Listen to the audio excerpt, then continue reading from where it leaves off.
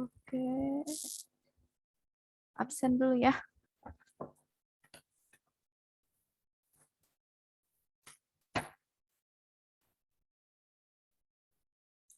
Kemarin materi terakhir sampai kelompok 10 ya. Udah selesai kan ya? Untuk taksonomi ya. The last topic is about self system. Yes.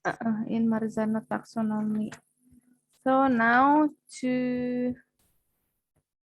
for new group ya. New group. Last week I think Randy had sent to me the members of 4 groups about the topic. The first topic about the various of test instrument, and after that quality of test instrument is that's validity, reliability, and power differentiate ya, atau daya pembeda dari from test instrument. And the third group, this is about the various of non-test instrument, and after that the quality of non-test instrument ya. Non-test instrument is about what it's apa tuh? Sama ya, validity, reliability, differentiating power, and difficulty level of non-test instrument. Oke, send dulu ya. So that you will learn with Mr. Fauzan for the topic after middle test. Atau kurang pertemuannya ya? For this week, we learn about various test instrument and apa namanya tuh? Apa tuh istilahnya? Various instrument and quality ya, quality instrument test. Kamis depan, habis itu minggu depan 2 kali. Berarti middle testnya di luar pertemuan. Ya boleh, middle testnya in out of our meeting. Senin sama Kamis depan itu non-test sama control of non-test instrument or quality of non-test instrument. Oke, cukup lah ya. Okay, I wanna absent you first. Irma Zelina Anora. Hadir, Miss. Kita 2 meeting ya. Irma hadir, Miss.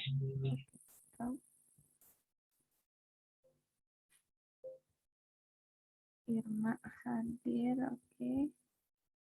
Dan next, Bivani Josania. Hadir, Miss. Hafizatun Nisa. Hadir, Miss. Indah Ramadhani Aditape. Hadir, Miss. Oke. Nadia Eza Ulfa. Hadir, Miss. Nanda Afrian. Hadir, Miss. Niza Destria Safitri. Hadir, Miss. Nur Fauzia Elisman. Hadir, Miss. Sebentar. Titik matre 10.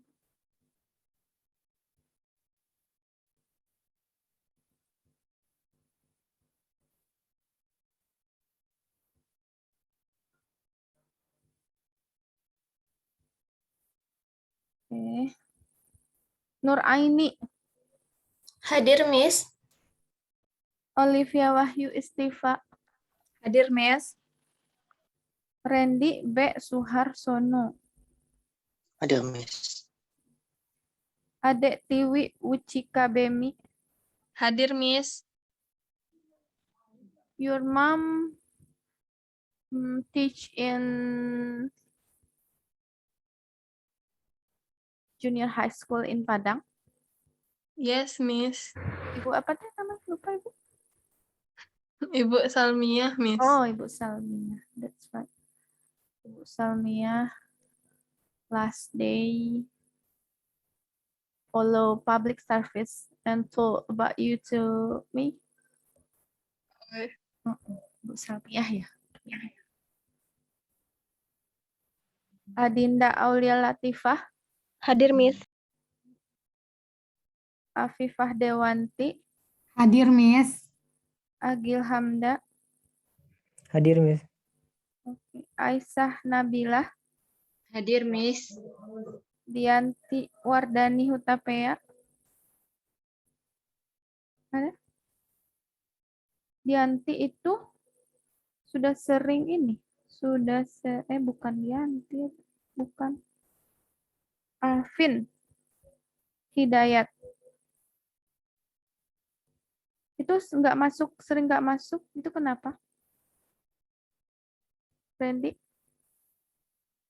Kurang tahu ini, Miss. Soal Alvin. Did you call him Iya, katanya udah dipanggil, tapi ya itu. for all subject? Yes. Hmm. Alvin jarang masuk untuk subjek yang lain. Dianti Wardani Hutapea. Itu juga satu lagi tuh, Randy. Dianti. Iya, Dianti juga. Kalau Dianti nggak kurang tahu yang dikabarkan. Sering juga. Always absent in our class. Just Miss? attendant in our class. Miss, To meeting, iya. sebelumnya Dianti tuh di Sumut, Miss. Jadi daerah dia tuh sering mati lampu. Jadi nggak dapat itu Miss sinyal. Ini juga sering nelfon dia untuk masuk kelas, cuman nggak bisa dia masuk WA aja dia nggak bisa sinyalnya, Miss. Oh, the bad signal. Iya, daerahnya tuh kayak susah gitu untuk masuk sinyal, Miss. Tapi kalau sekarang Vindi kurang tahu, Miss. Maybe this is the reasons, ya. The reasons, the reason of Dianti don't follow any subject, ya, because her has bad signal. What is the solution for this problems, yeah? If the students have bad signal and can join to the others or all of subjects, itu nggak salah mahasiswa juga sih. This is not my student filer. This is the conditions, about conditions, yeah. Have dispensations or I don't know. Maybe Yanti must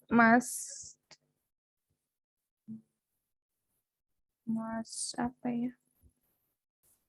To the others. Nantilah Ibu tanya ke dosen lain apa solusinya gitu ya. Dian Kurniati A. Ada Dian Kurniati? Gak ada. Oke. Humairah Mahdiah. Humairah juga sering tuh. Gak datang. Ilham Syah Putra. Hadir, Miss. Keisa Melia Farma. Hadir, Miss. Metamia Aisy Ginting. Ada? Metamia habis berduka, Miss. Oh. Siapa yang pass away? Who is pass away? Papa Mia, Miss. Oh. Her father's pass Yes, away. Miss. Oh. Yes, Miss. Oke, Mutiara Hayu. Mutiara hadir, Miss. Namira Dinda Lutein. Hadir, Miss. Regita Putri Azhari. Namira hadir, Miss. Ya, udah. Regita Putri Azhari. Hadir, Miss. Tasya Putri Sari. Hadir, Miss. Vindi Safira. Hadir, Miss. Vivi Aprilia. Hadir, Miss. Yumi Fadila Listari. Hadir, Miss. Adela Sekarningrum. Hadir, Miss. Aulia Putri. Hadir, Miss. Bella Zahra Maharani. Hadir, Miss. Hafiz Ilham. Hadir, Miss. Hadir, Miss. Hilma Fauzia. Hadir, Miss. Khairani Wulandari. Hadir, Miss. Khairunisa Safrita. Hadir, Miss. Okay, Khairunisa, you sometimes didn't come to our class for around about 1, 2, 3, 4 meeting. You didn't go to our class about 4 meeting. Iya. Berapa, Miss? 4 meeting, Miss? Di catatan ibu sih, salah ya? Ada kok, Miss, masuk. Oh, ada ya. Maybe you come late. Berapa meeting nggak hadir? Khairunisa. Can you tell me about what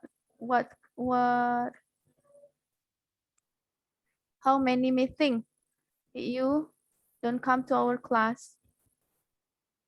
Can you tell me? Rasanya ikut selalu kok, Miss. Kalau nggak salah. Selalu. Pindah karena gangguan sinyal, nggak tahu lah, Miss. Aku ingat juga, Miss. Okay. Today's is about one group.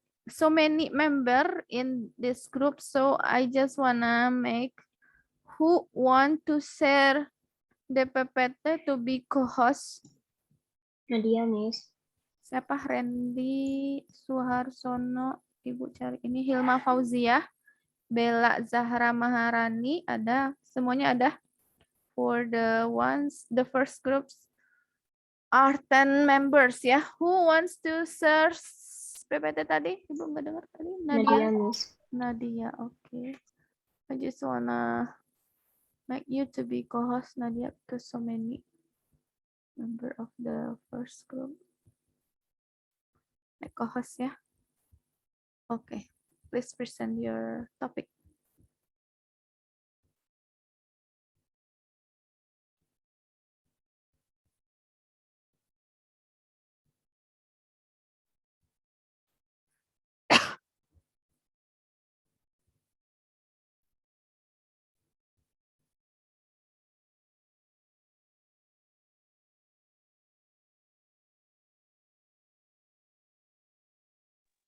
Oke.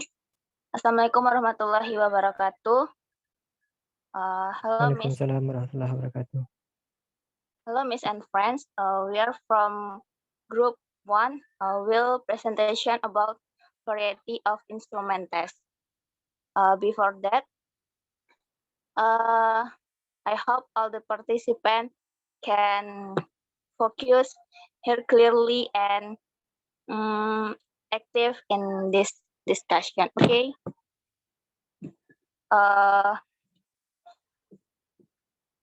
For the member of Group 1 are Afifah, Aulia, Bella, Hafiz, Hafizat Denisa, Hilma, Khairani Wulandari, Nadia, Namira, and Randy.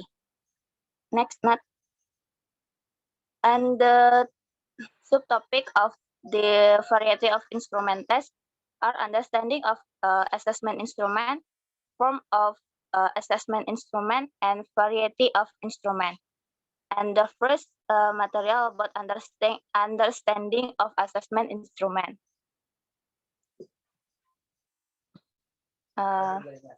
Instruments are aids used to gather information about variables being researched.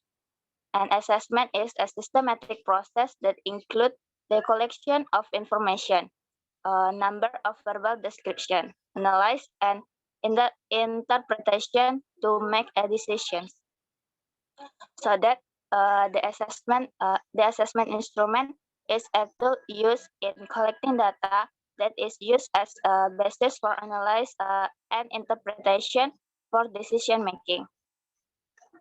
Jadi Suharsimi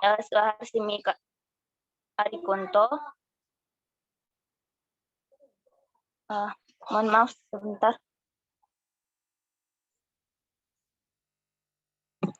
Jadi menurut Suharsimi Arikunto menyatakan bahwa instrumen adalah alat bantu yang dipilih dan digunakan oleh peneliti dalam kegiatannya mengumpulkan data. Alat atau instrumen evaluasi merupakan sesuatu yang dapat digunakan untuk mempermudah seseorang. Dan menurut Anas menjelaskan bahwa menilai adalah kegiatan pengambilan keputusan terhadap sesuatu dengan mendasarkan diri atau berpegang pada ukuran baik atau buruknya, sehat atau sakit, pandai atau bodoh, dan sebagainya. Dari pendapat di atas, dapat dikatakan bahwa instrumen adalah alat bantu yang digunakan untuk mengumpulkan informasi tentang variabel yang sedang diteliti. Penilaian adalah proses sistematis meliputi pengumpulan informasi berupa angka atau deskripsi verbal, analisis, dan interpretasi. Dan interpretasi untuk mengambil keputusan. Oleh karena itu, berdasarkan pada pengertian instrumen dan penilaian tersebut, dapat disimpulkan bahwa instrumen penilaian itu merupakan alat yang digunakan dalam mengumpulkan data yang digunakan sebagai landasan analisis dan interpretasi untuk mengambil keputusan. Next. Okay. The next material will explain by Afifah Dewanti. For Afifah, time is yours. Okay, thank you, Hafiza. I will continue presenting about the first test instruments. These notions have implications that are basic elements that can be used in defining a test. First, a test is tool used in the collection of data or information. And the next, the test can be a series of questions or exercise used to measure ability or talent. And the next about the test is systematic method in the framework of measurement and assessment that must be done by the test. It can therefore be concluded that a test is a systematic tool or instrument in the form of movement to measure or to obtain data or information on the abilities or talents of individuals or groups. Jadi yang pertama adalah tes instrumen. Yang pertama itu adalah tes adalah alat yang digunakan dalam pengumpulan data atau informasi. Yang kedua, tes dapat berupa serangkaian pertanyaan atau latihan yang digunakan untuk mengukur kemampuan atau bakat. Dan yang ketiga itu tes adalah metode sistematis dalam rangka pengukuran dan penilaian yang harus dilakukan oleh tester. And then next about the types of tests. Suharsimi Arikunto distinguishes tests based on his goals into several types, namely, first is personality test, and the next about the aptitude test, and the next about the intelligence test, and the next about the attitude test, and the next about the test of interest, and the next about the achievement test. And Anna Sujino, in terms of the way and the form response, the test can be divided into two groups as follows, verbal test and non-verbal test. Jadi menurut Suharsimi Arikunto membedakan tes berdasarkan tujuannya menjadi yang pertama tuh ada tes kepribadian, yang kedua ada tes bakat, yang ketiga ada tes kecerdasan, yang keempat ada tes sikap, yang kelima ada tes minat, dan yang keenam ada tes prestasi. Sedangkan Anna Sujino dilihat dari cara bentuk responnya, tes dapat dibagi menjadi dua kelompok, yaitu ada tes lisan dan tes nonverbal. And that's all from me. I will give back to the moderator.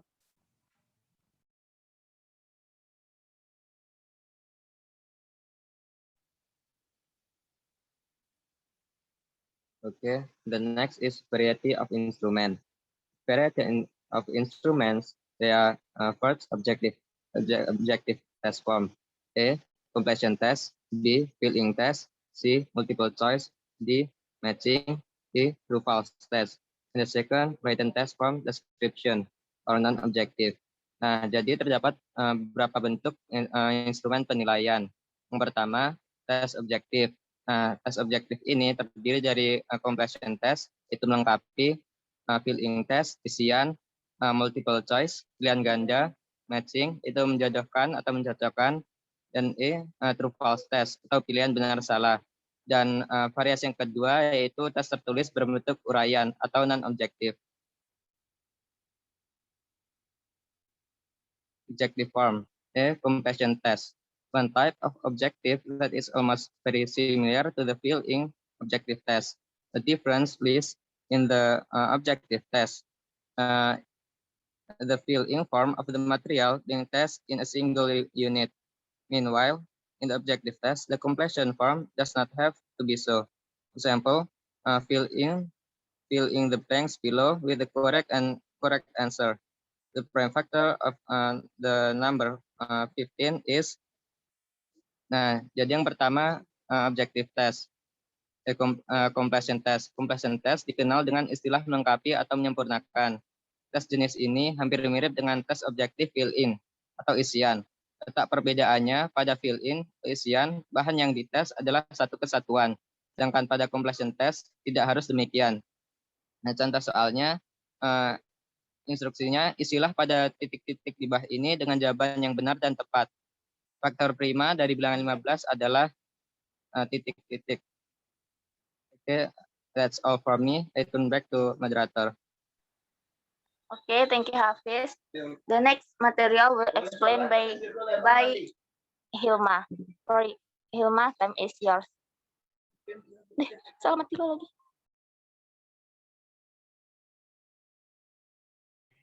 Okay, thank you, Fiza. The next material is the advantage of completion test. The advantages of completion test are, this test is very easy to prepare. When compared to the fill-in objective test, this objective test saves more space. Because the material presented in this test are quite numerous and varied. This test can also be used to measure various levels of recognition or memorization. Jadi kelebihan completion test ini adalah, tes ini amat mudah dalam penyusunannya. Jika dibandingkan dengan tes objektif bentuk fill-in, tes objektif ini lebih menghemat tempat atau kertas. Karena bahan yang disajikan dalam tes ini cukup banyak dan beragam, tes ini juga dapat digunakan untuk mengukur berbagai taraf kompetensi dan tidak sekedar mengungkap taraf pengenalan atau hafalan saja. And disadvantages of completion tests are, in general, students tend to use this model test to reveal memory or memorization aspect only. Pada umumnya, peserta didik cenderung menggunakan tes model ini untuk mengungkapkan daya ingat atau aspek hafalan saja. It can happen that the item of this model test are less relevant to be presented. Dapat terjadi bahwa butir-butir item dari tes model ini kurang relevan untuk disajikan. Dan yang terakhir yaitu, because it is easy to make, students are often less careful in making questions. Karena pembuatannya mudah, maka peserta didik sering kurang hati-hati dalam membuat soal-soal. Next. Yang selanjutnya itu objective form. Objective test of fill-in form. This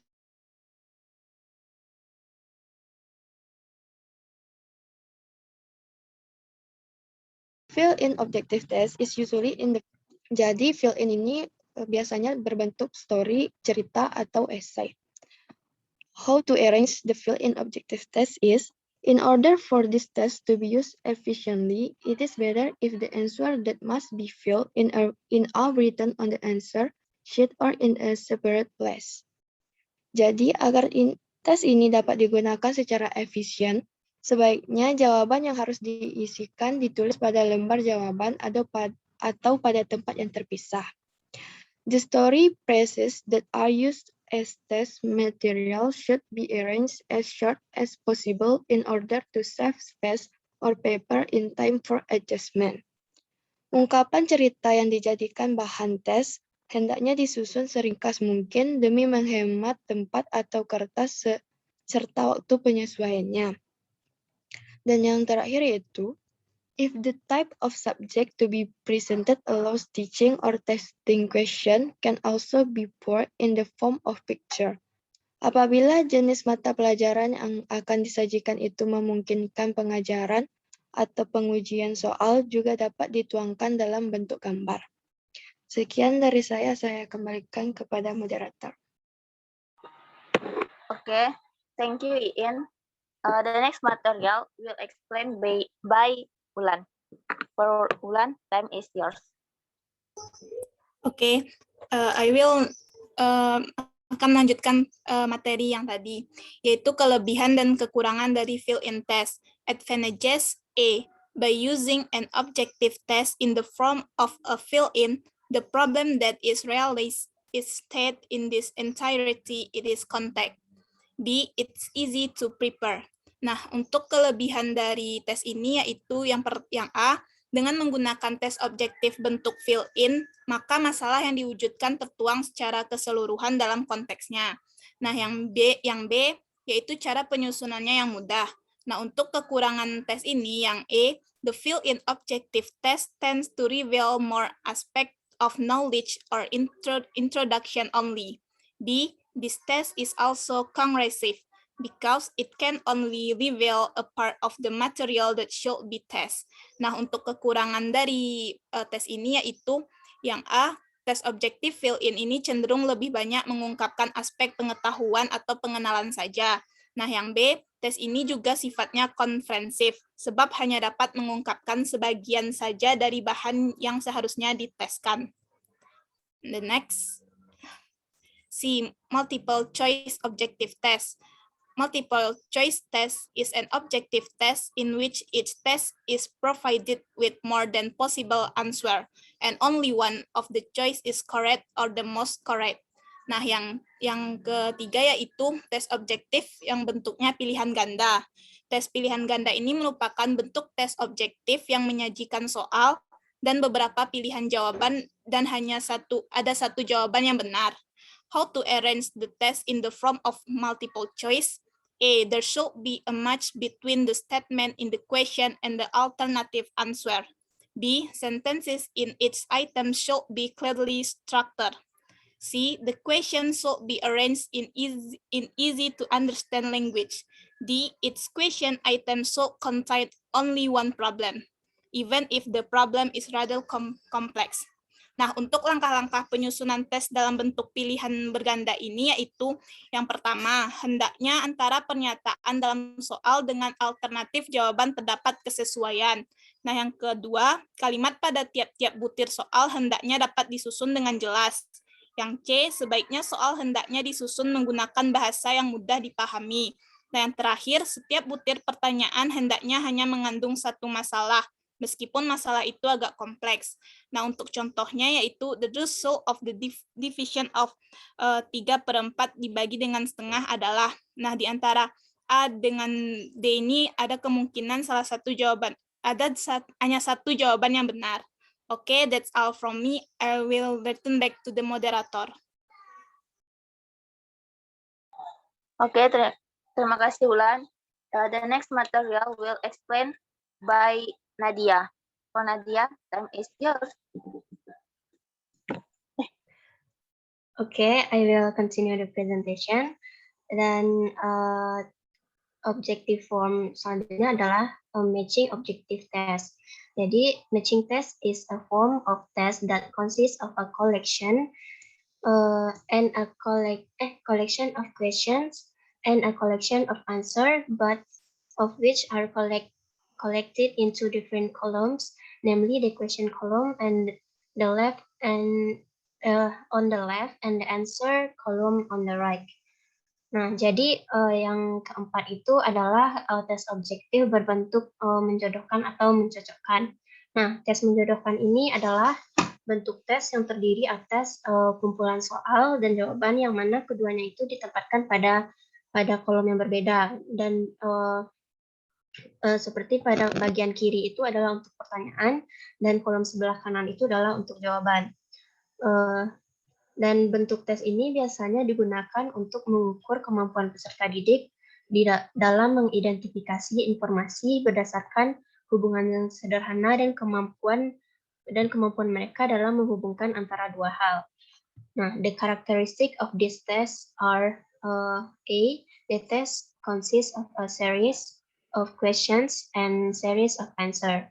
B, the task of the test is to find and determine the answer that have been prepared so that they match or are partners or are made of the questions.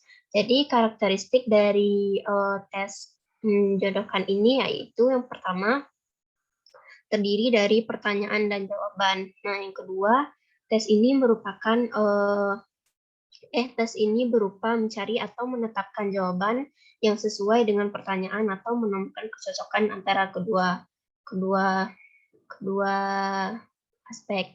Nah, how to prepare this test? First, there should be no less than 10 items and no more than 15 questions in the form of the matching test. B, the list on the left should be made longer than the list on the right, so that the answer can be quickly searched and found by students. C, even though it is sometimes difficult to implement, try to keep the instruction on how to do the question as short and half as possible. Nah, cara menyusun tes ini yang pertama, soal tersebut disajikan tidak kurang dari 10 dan tidak lebih dari 15 soal. Yang kedua, daftar pada sebelah kiri hendaknya dibuat lebih panjang daripada yang kanan agar peserta didik dapat mencari jawabannya dengan cepat. Nah, yang ketiga, meski sulit dilakukan, namun usahakan agar petunjuk dalam mengerjakan soal ini dibuat secara singkat dan jelas.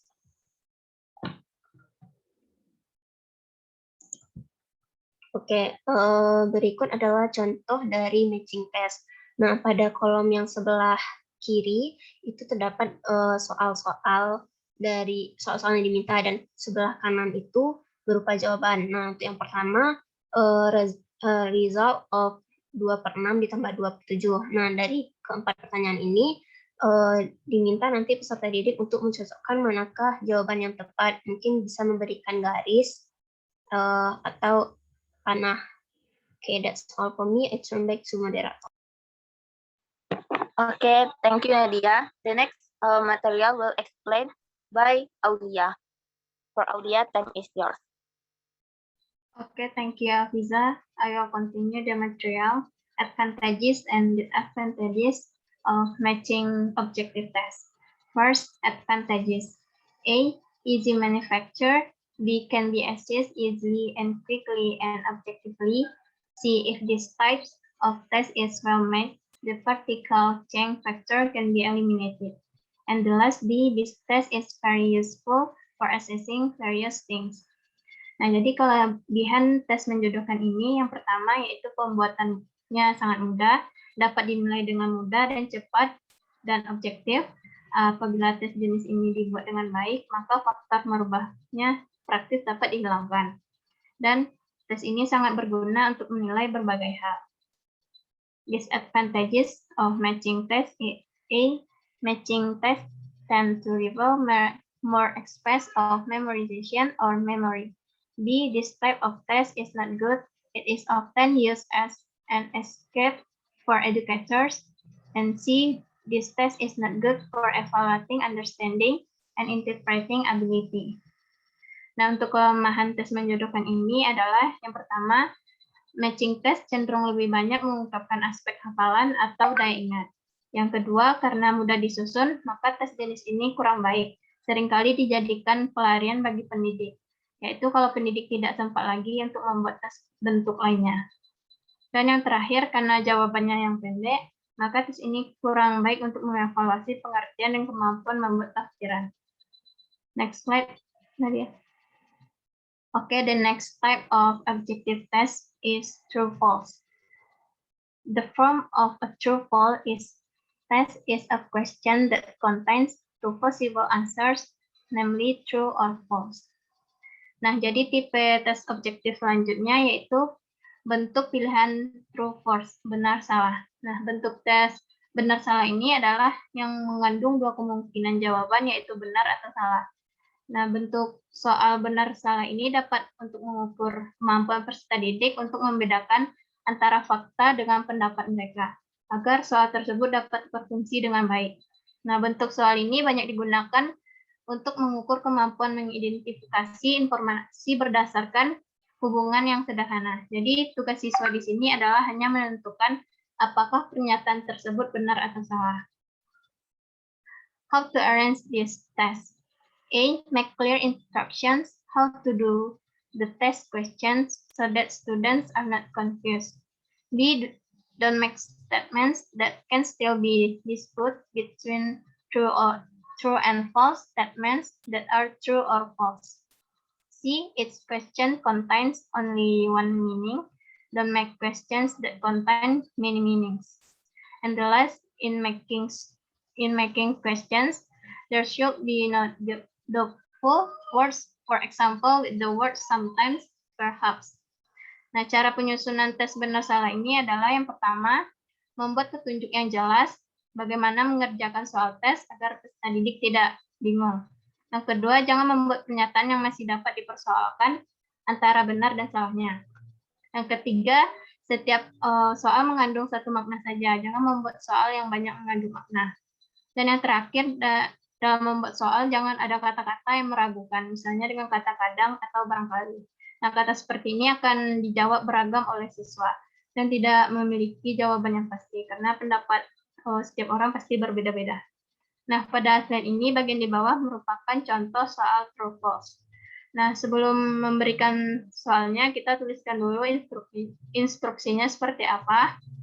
Siswa harus melingkari jawaban yang benar atau salah, atau menggarisbawahinya, atau memilihnya seperti apa melingkar, mencoret, atau lain sebagainya.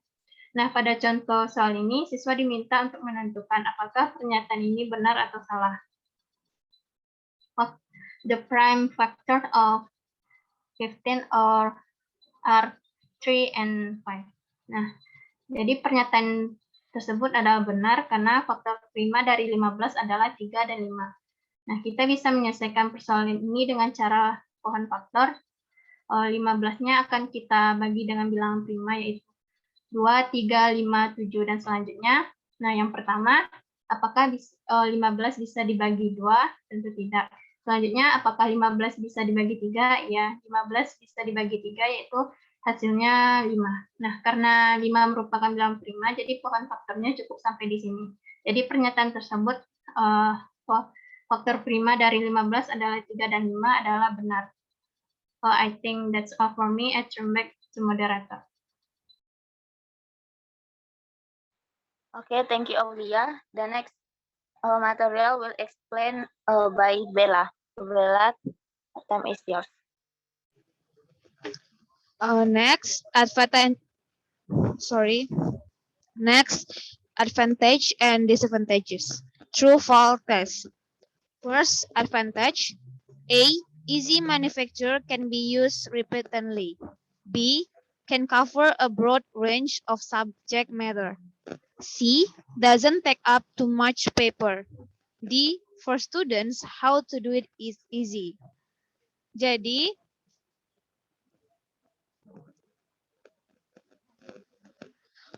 keuntungan dari tes benar salah itu pertama adalah pembuatannya mudah, dapat digunakan berulang kali. Yang kedua yaitu dapat mencakup berbagai materi pelajaran.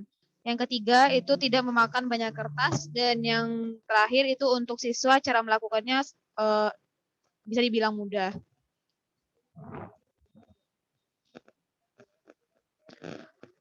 Next, Next, disadvantages. A, the objective test in the form of true-false opens opportunities for students to speculate in providing answers. B, its initial nature is limited in the sense that the test can only reveal memory and return movement. C, it can happen that objective test items of this type cannot be answered with only two possibilities, namely true or false. Jadi kerugian dari atau kelemahan dari tes benar salah itu yang pertama adalah tes objektif berupa benar salah membuka kesempatan bagi siswa untuk berspekulasi dalam memberikan pembelajaran atau dalam memberikan jawaban. Yang kedua kelemahannya yaitu sifat awalnya terbatas dalam arti bahwa tes hanya dapat mengungkapkan memori dan kembalinya pergerakan.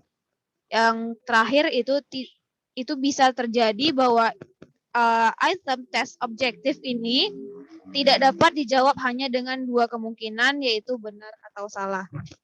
Next. This the example of multiple choice written test instrument, grade and fill in the test. Ini adalah contohnya di mana ada subject, class, time allocation, number of question from, dan pada tabel itu ada KD-nya, material, indikator, dan question number. Kembali kepada moderator. Okay, thank you, Bella. The next material will explain by Andy. For Andy, time is yours.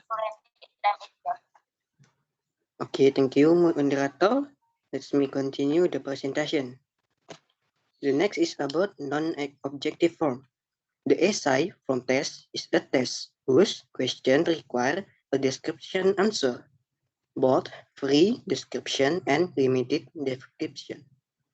This essay from test, especially the extent response in item form, demands the ability of students to organize and formulate answer using their own words and can measure students' ability to think highly, which is usually stated in the form of question that demand 1. Solve the problem.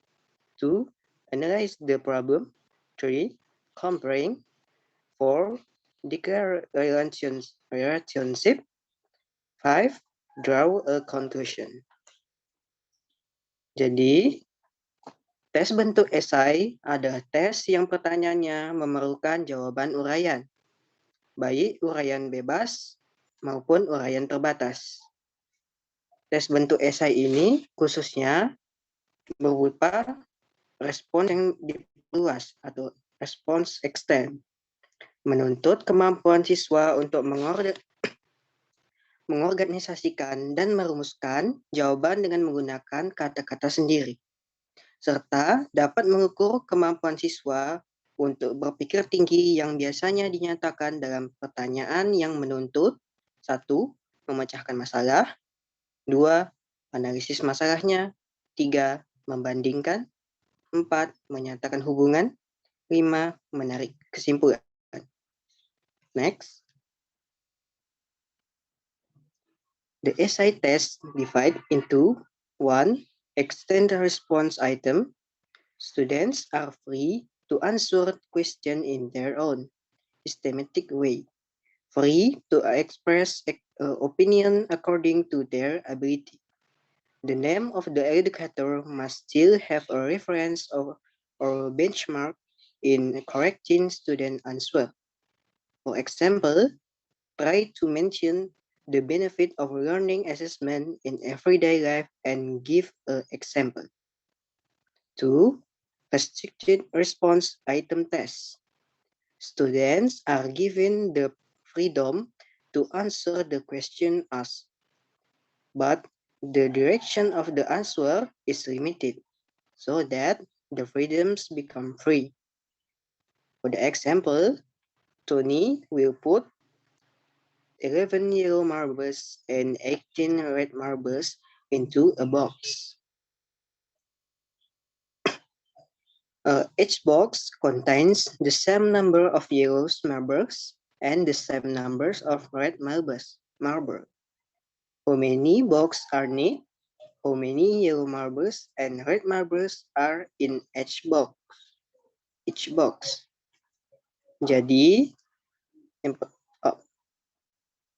tes esai dibagi menjadi dua.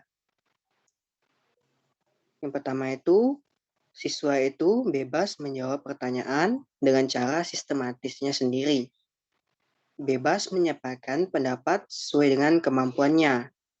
Seorang pendidik itu menjadi patokan dalam mengoreksi jawaban siswa. Contohnya itu, coba sebutkan manfaat penelitian pembelajaran dalam kehidupan sehari-hari dan berikan contohnya. Selanjutnya itu, siswa diberikan kebebasan untuk menjawab pertanyaan yang ditanyakan.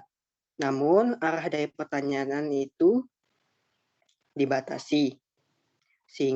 Tapi arah jawabannya itu dibatasi, sehingga kebebasan tersebut menjadi bebas. Contohnya, Tony akan memasukkan 11 keranjang kuning dan 18 keranjang merah ke dalam sebuah kotak.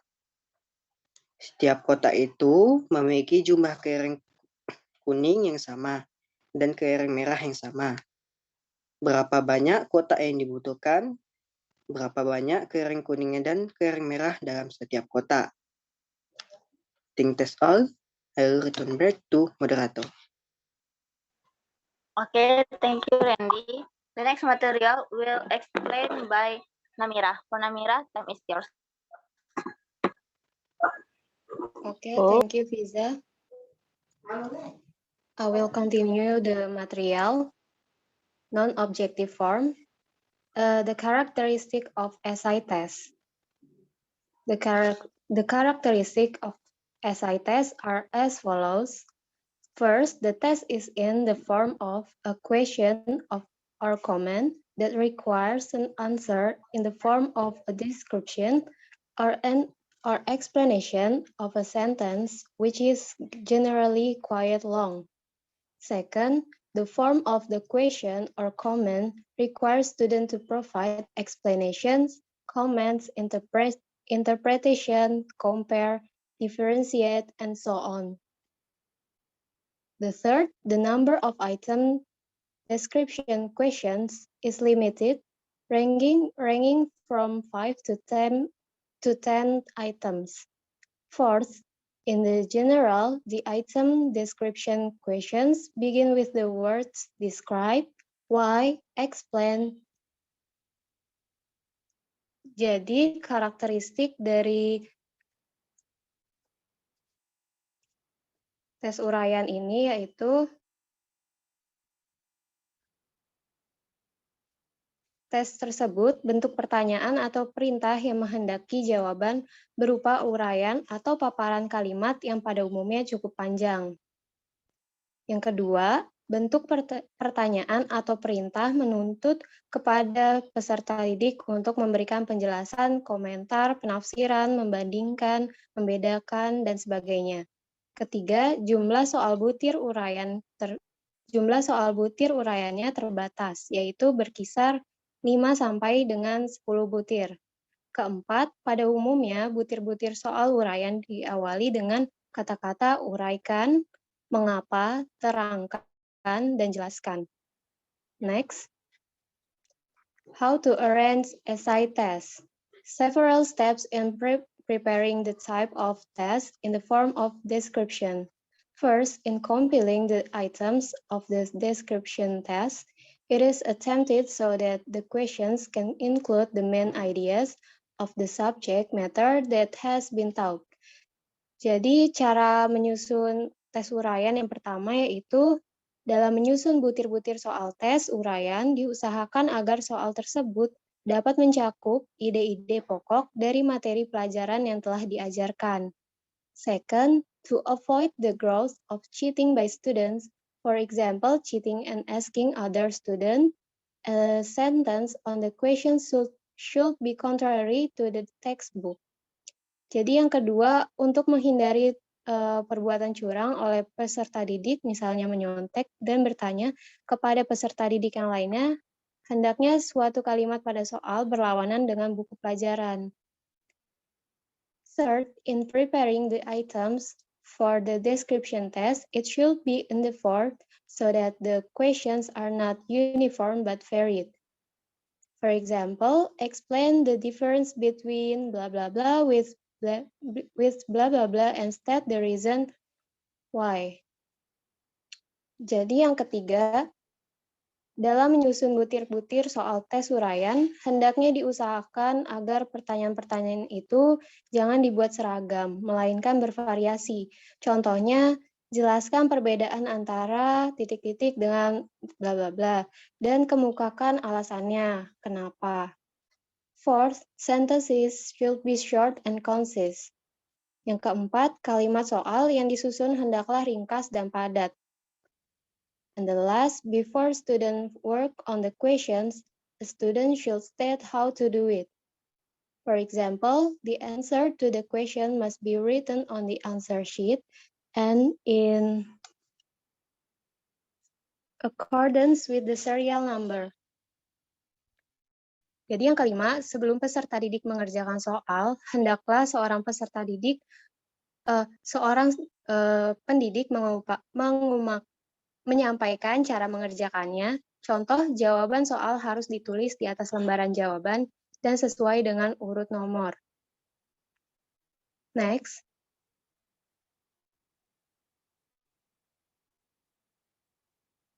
The advantages and disadvantages essay test. The first advantages. For educators, compiling the test is very easy and doesn't require a long time. Jadi, kelebihan tes uraian yang pertama yaitu bagi pendidik, menyusun tes tersebut sangat mudah dan tidak memerlukan waktu yang lama. Second, students have the freedom to answer and express their thoughts and feelings. Jadi yang kedua itu, peserta didik mempunyai kebebasan dalam menjawab dan mengeluarkan isi hatinya dan buah pikirannya. The third, C, practice expressing thought in the form of sentences or regular language. Yang C, melatih mengeluarkan pikiran dalam bentuk kalimat atau bahasa yang teratur. D, more economical because it doesn't require too much paper to make test questions can be dictated or written on the blackboard. Jadi yang terakhir itu lebih ekonomis. Kenapa? Karena tidak memerlukan kertas terlalu banyak untuk membuat soal tes. Dapat didiktekan atau ditulis di papan tulis. Selanjutnya, disadvantages. The first, not all less can be used to test broad or many lessons so that they are less able to assess the content of the actual knowledge of students. Jadi, kekurangan tes uraian yang pertama, kurang dapat digunakan untuk mengetes pelajaran yang luas atau banyak sehingga kurang dapat menilai isi pengetahuan peserta didik yang sebenarnya. B, possible answers and descriptions make it difficult to explain the test in scoring it. Yang B, kemungkinan jawaban dan keterangan sifatnya menyulitkan penjelasan pengetesan dalam menskornya, dalam menilainya. Practice expressing thoughts in the form of sentences or regular language. Yang terakhir, baik buruknya tulisan dan panjang pendeknya jawaban yang sama mudah menimbulkan evaluasi dan penskoran yang kurang objektif. Okay, that's all from me. I will return to moderator.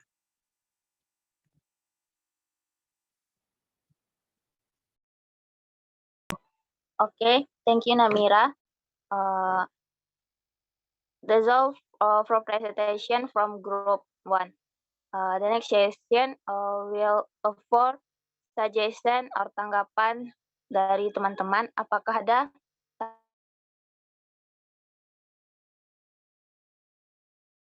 tanggapan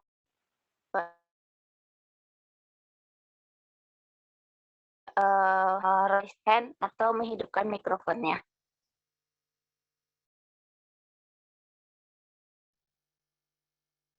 Hmm,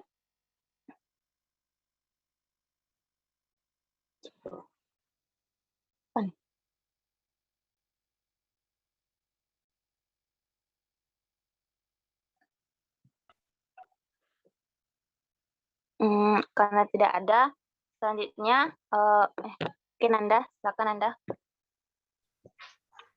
Oke, thank you Fiza.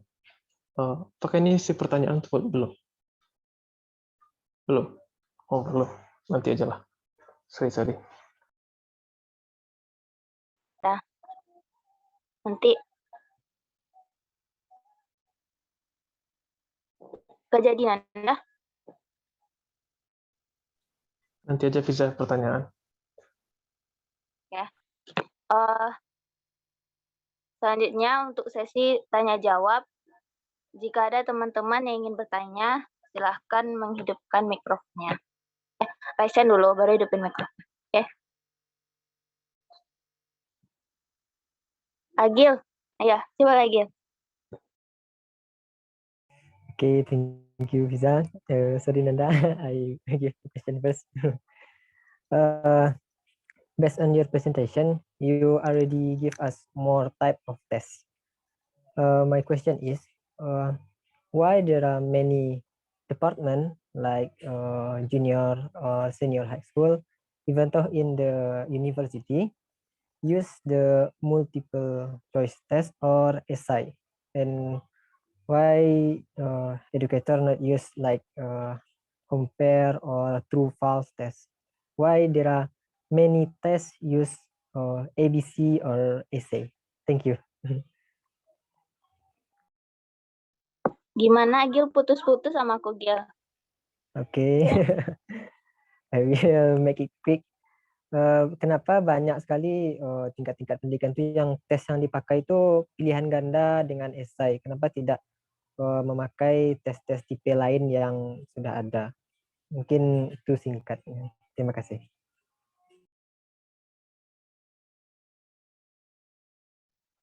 Oke Agil. Selanjutnya, apakah ada teman-teman yang ingin bertanya?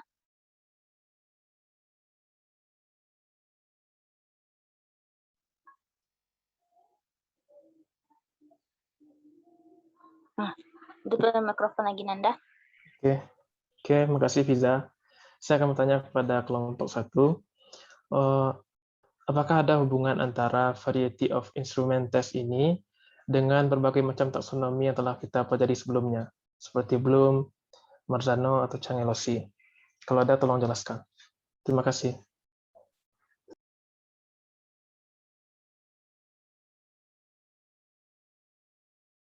Okay, thank you Nanda. Anybody wants to give a question for group 1? If you give the question, you will get a point from it. Okay?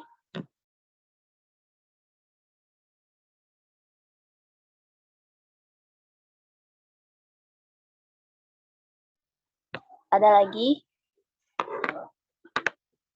Vindi mau nanya, Vindi? No, ya. Yumi? Iyo. Ini. Fauziah mau bertanya, Fauziah? Bifani sama Mumut raise hand bisa. Sorry. Sorry guys, aku nge-scroll ke samping nggak nampak. Mumut, silakan Mut. Oke, baik. Terima kasih kepada moderator. Saya ingin bertanya kepada kelompok 1. Tadi ada dijelaskan. Maaf, Mut, suaranya kedengaran, Mut. Sekarang ada Fiza? No, enggak. Atau aku aja Sama ya? aku ada Fiza. Oh, ada. Berarti aku aja. Oke. Baik. Saya ingin bertanya kepada kelompok 1. Tadi ada dijelaskan types of test dan ada tujuannya dari Suarsimi itu ada 6. Ada kayak personality, attitude, achievement intelligent tadi ada 6 kan. Terus ada juga dijelaskan test form atau bentuk-bentuk tes kayak multiple choice, fill in, true or false, dan lain-lain tadi. Nah, saya ingin bertanya, apakah dari bentuk-bentuk tes itu tuh, terutama dalam pembelajaran matematika, hanya bisa memenuhi satu tujuan tadi atau bisa memenuhi beberapa tujuan dalam satu soal? Sekian dari saya, terima kasih.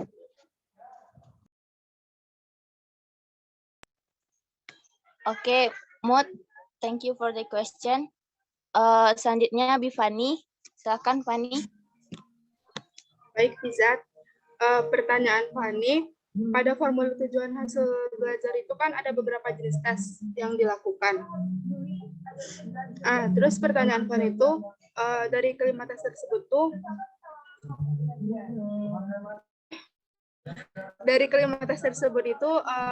tes yang dapat mengukur akurat sebagai peserta didik Fiza. Bentar dulu.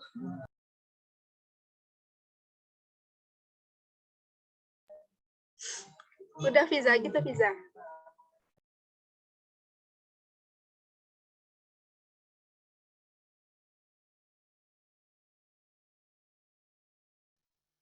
Oke, Fani, thank you.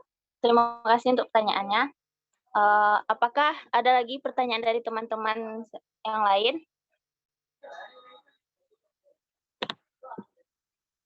Oh, Vivi, silakan Vivi. Oke, Fiza, tadi ditinjau dari segi cara dan bentuk responnya kan tes dibedakan jadi 2 golongan ya. Ada verbal test sama non-verbal test. Kalau yang verbal itu kan responnya dalam kata-kata secara lisan maupun tulisan. Nah, kalau non-verbal ini jawabannya bukan berupa kata-kata atau kalimat, tapi tindakan atau tingkah laku. Bisa nggak kelompok penyaji tolong beri contoh tentang non-verbal test ini? Terus biasanya non-verbal test ini dipakainya untuk apa?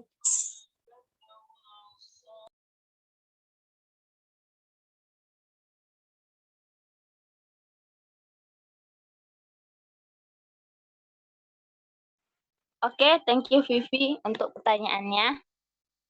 Karena sudah 5 pertanyaan, kami dari kelompok 1 mau menjawab terlebih dahulu.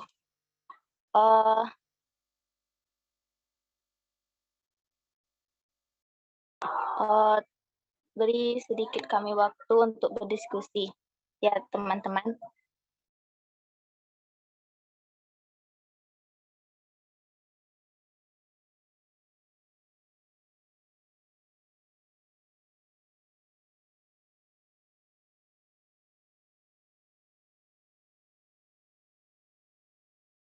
Oke, untuk pertanyaan pertama yaitu dari Agil akan dijawab oleh Nadia.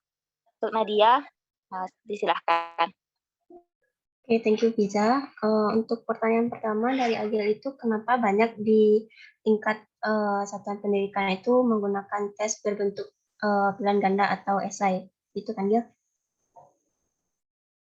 Nah, kalau menurut kami kenapa banyak menggunakan ABC dan esai, karena secara umum kalau pengalaman kita pribadi ya kan di soal-soal itu kan emang banyak tuh pakai yang ABC sama esai. Nah, untuk yang lain kayak isi yang kosong atau kayak mencocokkan itu mungkin di SD mungkin kita menemukan soalnya. Tapi kalau untuk di matematika di bagian yang kayak ngisi yang kosong itu mungkin ya di SD sih kebanyakan gitu kan. Tapi kalau untuk di SMP, SMA ataupun di perguruan tinggi pasti itu tingkat tingkat kesulitan atau bobot dari soalnya itu juga lebih tinggi. Makanya dipakai ABC atau esai. Mungkin sekian, kembalikan kepada moderator. Oke, terima kasih Nadia untuk jawabannya. Apakah ada dari teman-teman yang lain yang ingin menambahkan jawaban dari Nadia?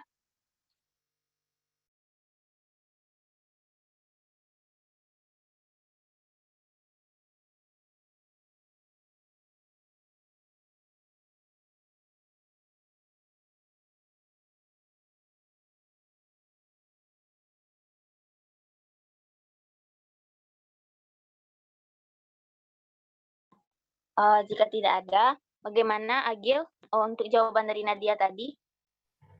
Okay, thank you, moderator. Based on your answer, we already faced with multiple choice and essay at elementary school. Can you give me more reason why it's really often used in test? Thank you. Oke, izin menjawab ya, Gil. Mungkin dari untuk yang itu tuh kenapa? Karena penilaiannya itu lebih apa ya, lebih akurat gitu. Kayak lebih ternilai gitu. Karena kan di sebelumnya juga dijelaskan kalau untuk yang menjodohkan sama yang isi kosong-kosong itu mungkin ada tadi manfaat dan kelemahannya. Mungkin dari sana juga bisa memperkuat alasan kenapa untuk ABC dan SA itu digunakan. Terima kasih. Oke, thank you Nadia. Mungkin sedikit menambahkan, karena penilaian dengan tes objektif atau pilihan ganda itu, salah. Karena penilaian untuk objektif itu dapat, penilaiannya itu lebih cepat dan objektif gitu. Maksudnya, gimana namanya? Iya, itu Gil. Mungkin ada dari teman-teman yang ingin menambahkan. Namira izin menambahkan, moderator. Ya, silakan Namira. Jadi kalau soal pilihan ganda sama esai itu lebih efisien dalam menilainya. Kemudian dapat menjangkau banyak materi atau kompetensi yang akan diukur. Terus juga dapat mengcover materi yang lebih luas. Kalau pilihan ganda, jawaban yang benar hanya satu, jadi nggak menyulitkan untuk penilaiannya. Jadi kayak gitu, sekian dari saya. Saya kembalikan ke moderator.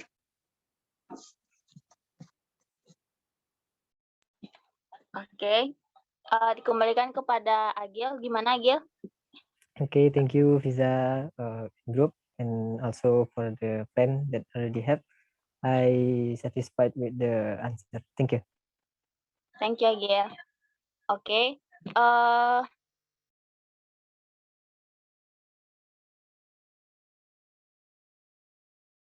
okay, the next question from Mutia will explain by Aulia.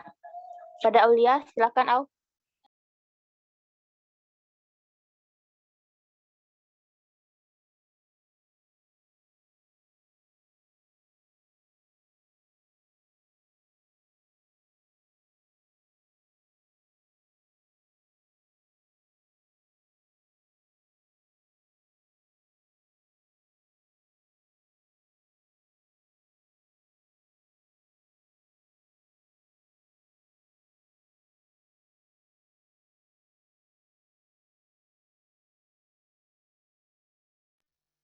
Maaf rekan-rekan, maksudnya pertanyaan dari Nanda akan dijawab oleh Nadia. Nadia, disilahkan. Oke, thank you Fiza. Untuk pertanyaan Anda, apakah ada hubungan instrumen tes ini dengan taksonomi yang kita pelajari sebelumnya? Nah, kalau menurut kami itu ada hubungan, yaitu mungkin di bagian aspek kognitif, di mana di kognitif itu kan pengetahuan. Nah, di situ tuh kita bisa mengukurnya melalui soal-soal ini gitu kan. Nah, jadi dari tes ini tuh bisa berhubungan dengan taksonominya gitu, Nanda. Terima kasih. Kembalikan kepada Fiza. Oke Nadia, terima kasih. Apakah ada dari teman-teman yang ingin menambahkan jawaban Nadia atas pertanyaan Anda? Izin menambahkan Fiza. Ya, silakan Agil. Oke, based on Anda question, apakah ada hubungannya dengan taksonomi yang sudah kita pelajari? According to me, that test itself is the part of the taxonomy. So if we want to measure the affective, psychomotor, or cognitive, we really need this test like multiple choice, essay, or other tests to measure that affective aspect, cognitive aspect, or psychomotor aspect is already get or not.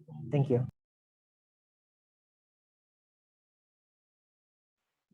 Oke, Agil, thank you. Apakah masih ada dari teman-teman yang ingin menambahkan jawaban pertanyaan Nanda?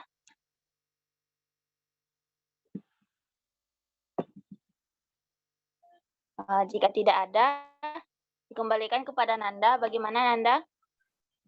Oke, terima kasih Nadia dan Agil atas jawabannya. Dan dari presentasi tadi saya melihat kalau instrumen tes ini lebih ke kognitif ya. Apakah bisa juga yang instrumen tes ini digunakan untuk afektif dan psikomotor? Oke, thank you.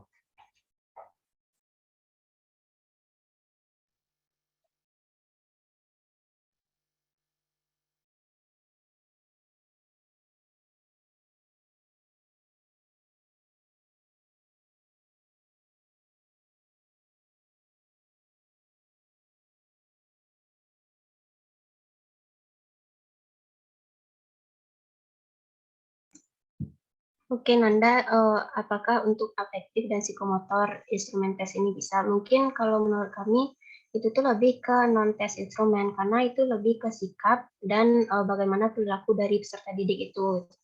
Menurut kami segitu. Oke, thank you Nadia. Bagaimana Nanda atas jawaban Nadia? Oke, terima kasih kelompok 1. Saya cukup. Oke, thank you Nanda. Bentar.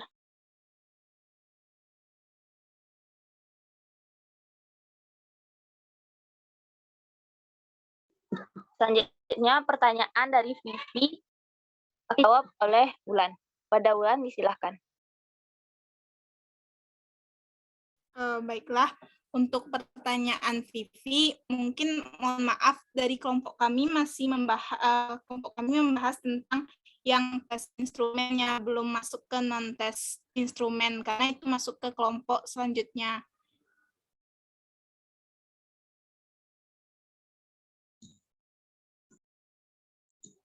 Sedikit menambahkannya, Fiza, Wulan. Jadi kan yang tadi non-verbal itu kan lebih sama mungkin dengan pertanyaan Anda, lebih ke sikap atau perilaku. Nah, jadi untuk yang itu tuh nanti masuknya ke non-tes instrumen, di mana di situ akan menilai bagaimana perilaku atau pribadi dari peserta didik itu dalam belajar. Dan itu bisa direalisasikan dalam bentuk kuesioner gitu. Terima kasih.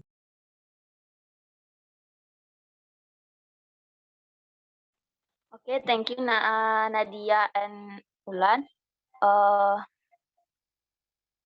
Mungkin untuk pertanyaan dari Vivi bisa disimpan dulu untuk next group.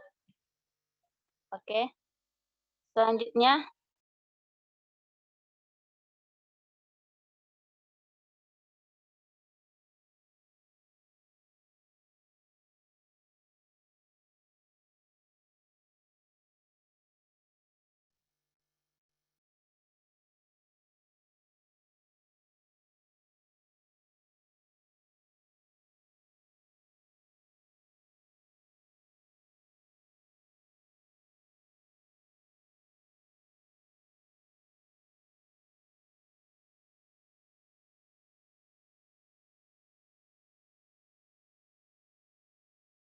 Oke, selanjutnya untuk pertanyaan dari Mutiara.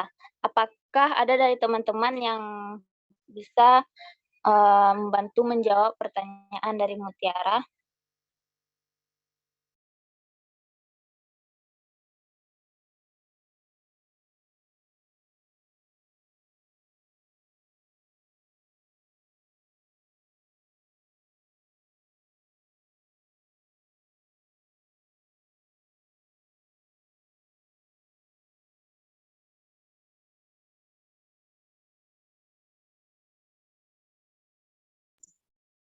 Dia coba, Fiza. Namira. Oke, Nadia.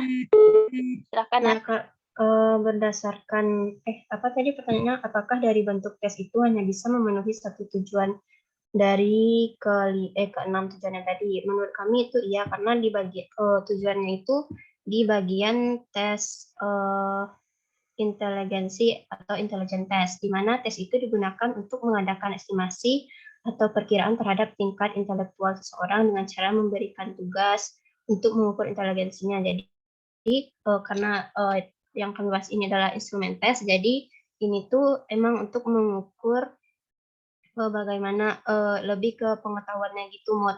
Dan untuk yang tujuan yang lain-lainnya itu kan kayak prestasi, sikap, atau bakat dan kepribadian itu mungkin lebih ke non-instrumen. Sekian, Mod. Oke, bagaimana Mutiara atas jawaban Nadia? Baik, terima kasih kepada Nadia.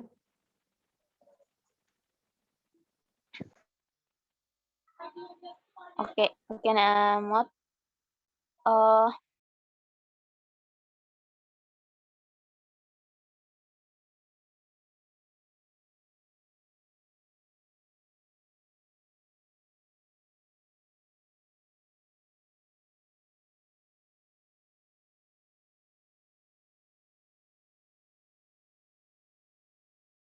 Oke, untuk pertanyaan selanjutnya yaitu pertanyaan Fani akan dijawab oleh Afifah Dewanti.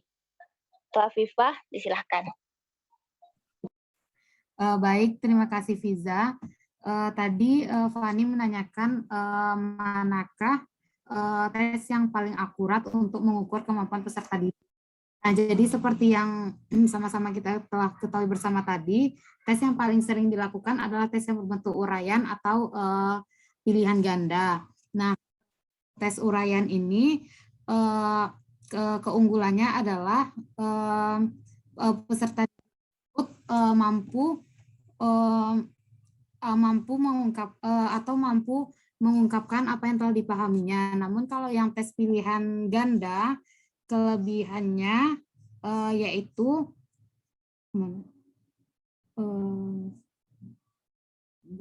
nah, kalau tes yang pilihan ganda, kelebihannya itu dapat diskor dengan mudah, cepat, dan memiliki objektivitas yang tinggi untuk mengukur tingkat kognitif peserta didik.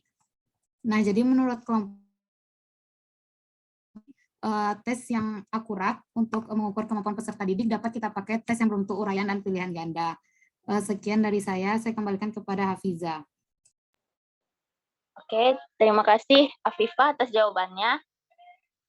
Apakah dari teman-teman ada yang ingin menambahkan jawaban Afifah untuk pertanyaan dari Bifani?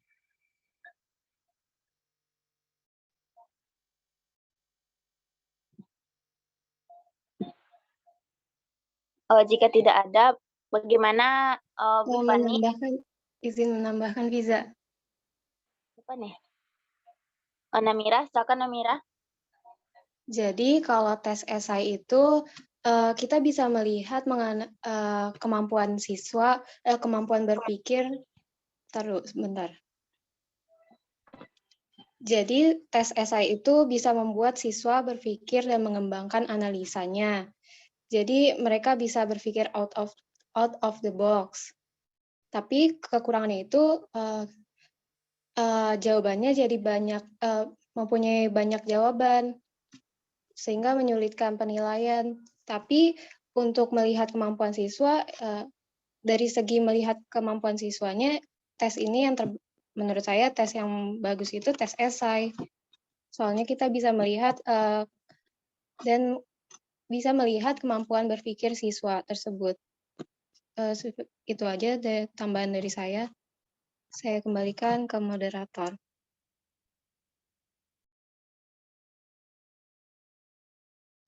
Oke, terima kasih Namira jawabannya. Bagaimana Bifani? Jawaban dari Afifah dan Namira? Udah Fiza, terima kasih Afifah dan Namira. Tadi itu Fani bingungnya karena yang pas di esai itu ya, kan nanti kan banyak tuh jawaban-jawaban yang muncul gitu kan. Ya, tapi mungkin lebih ke, kalau dianalisanya lebih ke esai gitu. Terus kalau misalnya di jawaban multiple choice itu kan banyak juga tuh kadang ada yang ngasal gitu kan. Ya, mungkin emang bener sih lebih ke esai gitu. Terima kasih Afifah dan Namira. Terima kasih Fiza.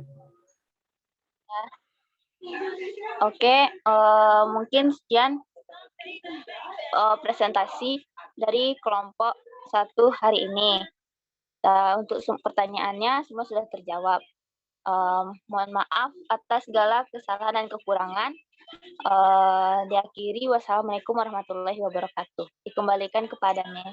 Waalaikumsalam warahmatullahi wabarakatuh. Waalaikumsalam warahmatullahi wabarakatuh.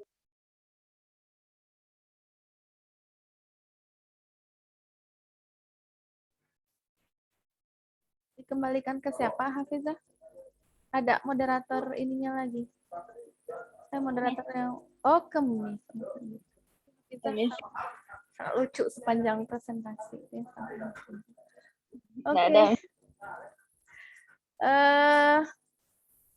Okay, for today, for the first group, this is discuss about test instrument. So many kind of the test instrument, like objective is like essay, matching, and etc. In the familiar thing, that's right. This is the truth, Test instrument test to measures about the cognitive of the students, knowledge of the student. Prestasi itu termasuk juga tuh. Prestasi itu kan pencapaian, achievement of the students. This is assessed by test instrument gitu ya.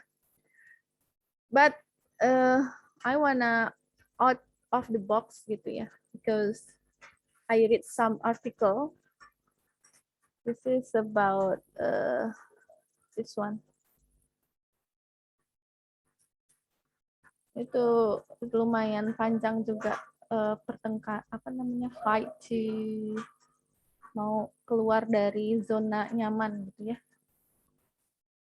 Soal tes itu biasanya ngukur kognitif. How about this? Okay. Behavior. Apa yang terbayang? What is your imagine about the behavior? Sikap. Perilaku. Ternyata yang digunakannya the instrument that's the writer use this one. This is what is that?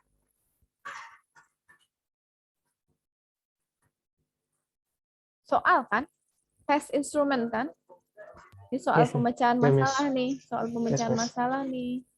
Soal pemecahan masalahnya ada 6 yang dikasih ke students. But the writer wants assess behaviors. What do you mean about this article? We wanna see ya. Ini jangan jangan dikatakan nanti ibu tuh ngajarnya tes sesat gitu ya. Yang biasa diajarkan oleh kebanyakan memang the familiar of teach. This is the instrument, test instrument can assess because someone wanna assess about the cognitive level or achievement or knowledge. We use the test instrument gitu ya. Tapi when I read some article gitu ya, ternyata ada juga orang yang mengukur behavior with with test instrument gitu loh. Nah, itu jadi this is my dissertation. I had fight with my promoter and promoter lah. Kalau co-promoter I discuss with him gitu ya. Kebetulan both of them is men gitu ya. My co-promoter and my promoter. But my co-promoter I discuss with him. We realize, artinya kita menyadari bahwa ada juga loh yang keluar dari rambu-rambu. Ternyata ini new knowledge for us gitu, for us. But my promoter always in line gitu. You wanna use the test instrument to assess behavior. This is for if you want to assess behavior of someone, you must use non-test instrument. Why do you use the instrument test? Nah, itu kan ada satu yang berbeda tuh, different thinking about us. So I'm so apa tuh ya? I ever was frustrated about that statement because when I in bachelor degree, when I a doctor degree or apa namanya master degree, I was now about test instrument will assess the cognitive of student. Nah, jadi itu benar inline-nya gitu. Tapi kalau kita ada rujukan, we have literature about the others paper or someone writer something gitu ya. Nah, itu kita bisa berargumen, give arguments. So we will look what the instrument test or problem solving test ya, problem solving test the writer used to assess some of criterion from behavior problem solving. For example, kalau yang nomor 1, the first one, employs coping strategies such as manipulating number. Ini bisa, ini kan indikator dari pemecahan masalah, nanti akan mahasiswa pelajari di pertemuan berikutnya. Bagaimana indikator dari soal-soal pemecahan masalah. Nah, Ibu kasih tahu aja dulu untuk pengetahuan awal ini nanti akan dibahas bersama Pak Fauzan, itu bagaimana siswa merencanakan strategi, bagaimana siswa memahami masalah, kemudian bagaimana siswa menjalankan strategi, bagaimana siswa melihat kembali looking back the strategies that student use gitu yang sudah digunakan gitu ya. Nah, ini sebagai dasar ini copying strategies such as manipulating numbers. Ini mungkin bisa, this is the level of cognitive. Ternyata di perilaku itu ada kognitifnya juga gitu. Ada kognitifnya juga. Ini teori ya, teori seseorang. That's theory from Muir, I think.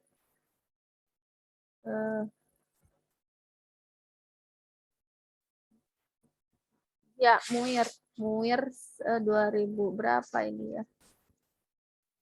Silver and Smith.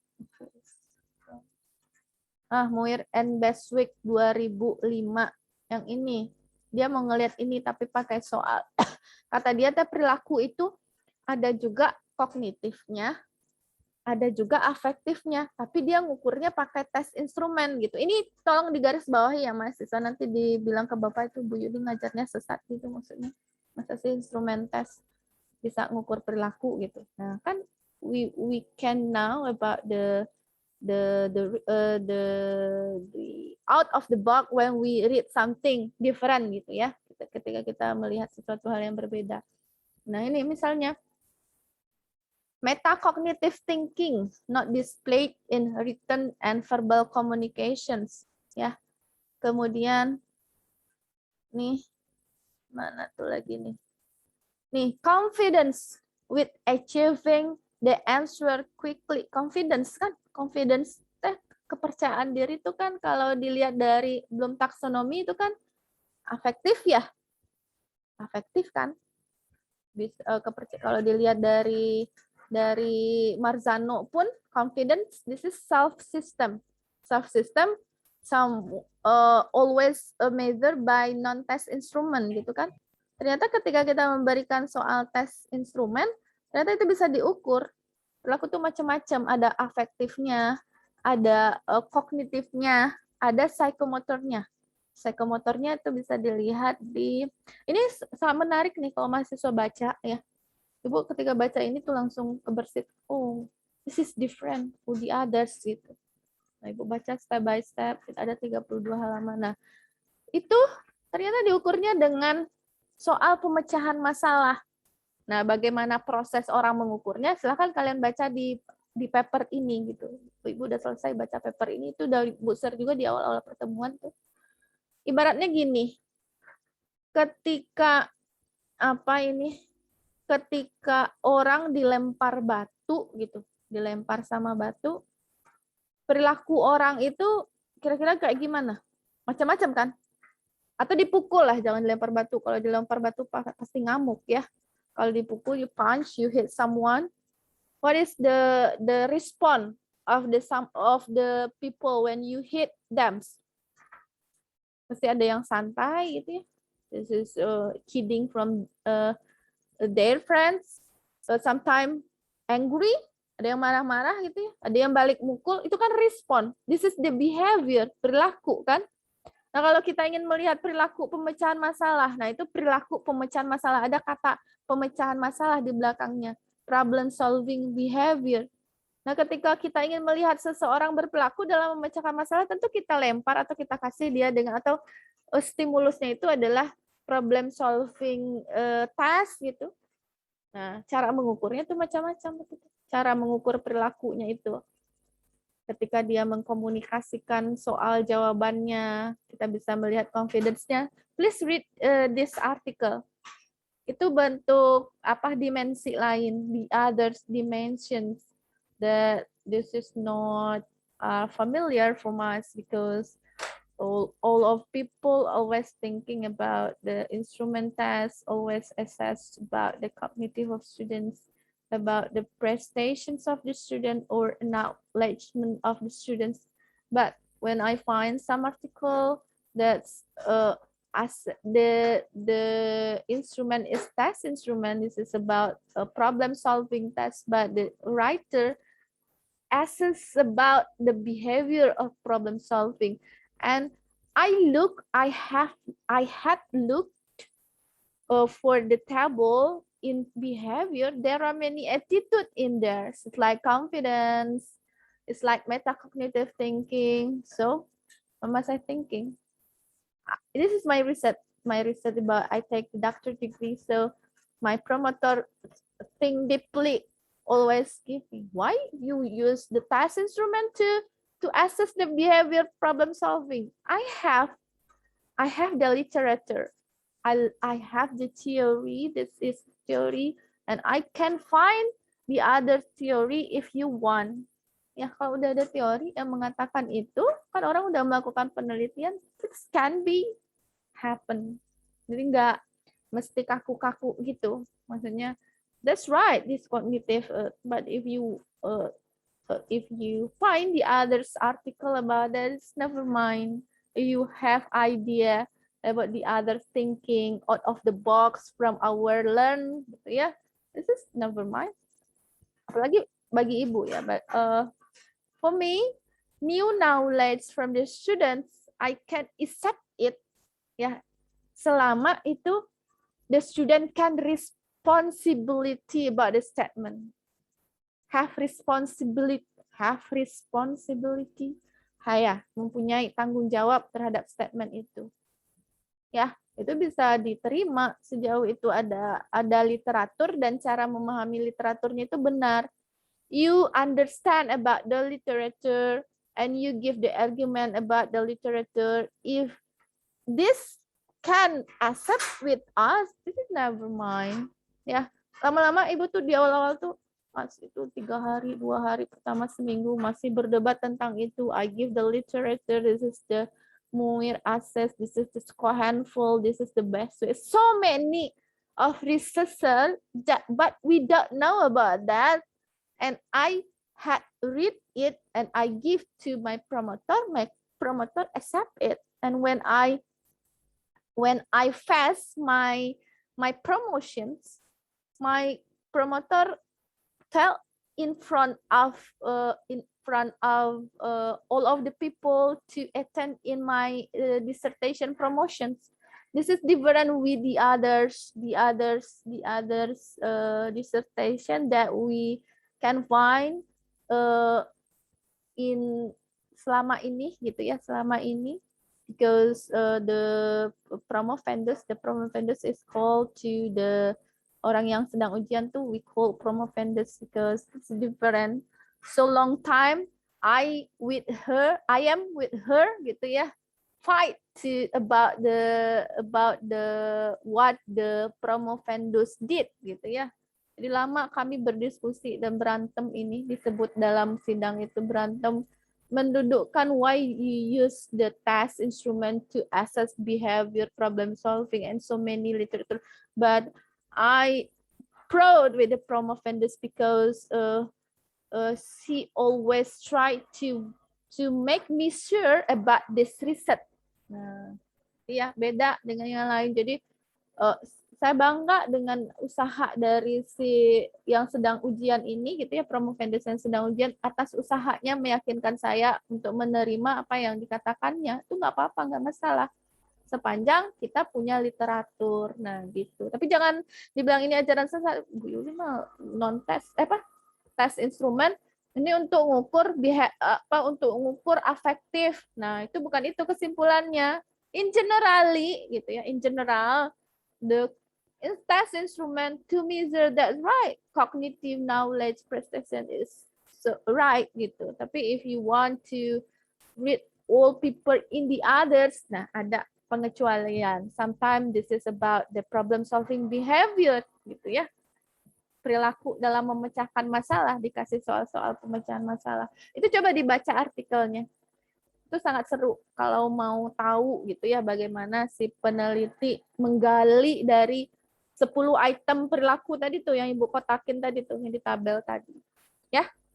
Nah, itu thank you for the first group about your presentation today, and for the next meeting about the quality of test instrument, is the validity, this is about the reliability and the power ya, the power apa tuh daya pembeda dan indeks kesukaran gitu ya, differentiating. Dan I wanna the next group give the sample, itu kan lebih bagus, tapi lama nggak ya? Misalnya ada kan di skripsinya senior itu ngitung reliabilitas, ngitung validitas gitu ya, bagi yang udah membaca, ngitung daya pembeda. Biasanya sih sometimes when I teach the evaluation of learning and teaching, or now about the assessment courses, the students just present about how the way to assess it. Misalnya rumus-rumusnya aja gitu. Rumus dari menghitung reliabilitas tes ini ada kan macam-macam tuh, 9 pakai Cochrane, pakai ini gitu. But there is no example for the data. Jadi boleh aja pakai data mentah dari sudah yang di-score sama seniornya tuh boleh ya, dihitung validitasnya. Kasih contoh boleh gitu. Jangan hanya sekedar ngitung validitas, ini rumusnya yang digunakan. But I wanna you give the process one example gitu. Kalau bisa ya, untuk the next group. So your friend can realize it. Maksudnya itu bisa memahami, can understand it about the real example gitu ya, untuk the next group. Nah, itu mungkin itu tadi pertanyaan Agil apa ya, kenapa yang sering saya temui itu soalnya itu objektif dan esai gitu ya, kok nggak ada matching gitu ya. Sebenarnya kalau mau boleh aja kan, sebenarnya kalau guru pengen buat soal matching kan, cuma kan gurunya nggak mau bikin soal matching. Ibu sebagai I am a lecturer, so I'm lazy to make the various of tests because I just repeat what my senior do about the mid test kan tuh, Agil tuh berkaca dari pengalamannya tuh. Ketika saya di universitas soalnya esai, ketika saya dulu di SMP, di SD, in elementary and secondary and junior high school, I just find the thesis is about the objective and essay. Why don't but the first group mention so many the kind of the test instrument ya, kan berdasarkan kayak gini aja kan boleh aja kan, matching lebih bervariasi soalnya, cuma tentu ada advantages and disadvantages, ada keuntungannya, ada kelemahan. Tapi kalau mau boleh-boleh aja. Kan Agil udah tahu nih sekarang, if you want to be the teachers, you must to be the creative teachers in your present. Buatlah soal yang mematchingkan, yang fill in jawaban pendek. Itu biasanya kalau ada suatu model pembelajaran itu namanya STAD. Nah, itu kuisnya itu harus macam-macam itu. Ada petunjuknya, harus ada isian pendek, harus ada objektifnya, harus ada matchingnya. Nah, the teacher must do that because terpaksa. Because some strategies must make them to do that, to make that. Itu kan terpaksa tuh. Sebenarnya kan boleh aja divariasikan. Tapi memang the familiar test instrument is about SI in objektif. Nah, kalau Nanda tadi dengan taksonomi, kalau taksonomi itu gimana itu Bu hubungannya memang di cognitive level. And you can make the test with the gradations of taxonomy. Ya, bisa nggak buat soal objektif dengan level analysis or synthesis or apalagi evaluating or create, bisa nggak dengan soal objektif?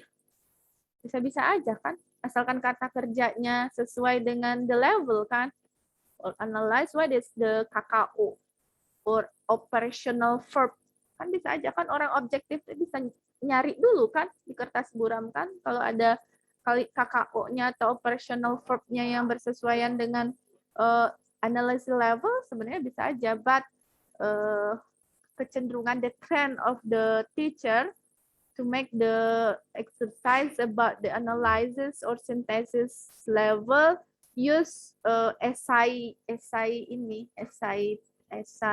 form, ya, bentuk essay gitu, essay form. But I think objective can be in analysis, itu tergantung tingkat kesulitannya. Kan ada juga ya soal objektif di UN itu, UN tugas akhir kan, ujian akhir nasional kan, yang susah kan objektifnya kan. You must thinking and use some analyze gitu ya, differentiating, correlating about our material previous gitu. Apalagi tuh pertanyaan temannya tadi. Oh ya, apakah itu bisa diukur hanya kemampuan kognitif dengan instrumen tes? In generally, yes. But I give you the other example. Some writer or some researcher do research use the test instrument to assess behavior of student. Nah, itu garis bawahnya itu kata kuncinya kalau dibaca. Mungkin itu. For this meeting, I think I'm so tired ya today. Saya terus main mengeluh terus ya. Nggak bersyukur, ini tanda-tanda orang tidak bersyukur. Harusnya kita bersyukur ya. Orang susah kan cari pekerjaan. Sekarang ini banyak di PHK. Kita udah kerja tapi nggak disyukuri. Nanti ditambah lagi capeknya. Jadi mahasiswa juga kalau ngeluh terus tuh banyak tugas. Banyak juga orang di luar sana yang can't continue there's there's education, just stop in senior high school and junior high school because because of about the economic-nya. Jadi kita bersyukur saja. Oke, terima kasih mahasiswa semua atas partisipasinya. Ibu ucapkan assalamualaikum warahmatullahi wabarakatuh. I will end this meeting ya. Oke. Thank you, Miss. Thank you, Miss.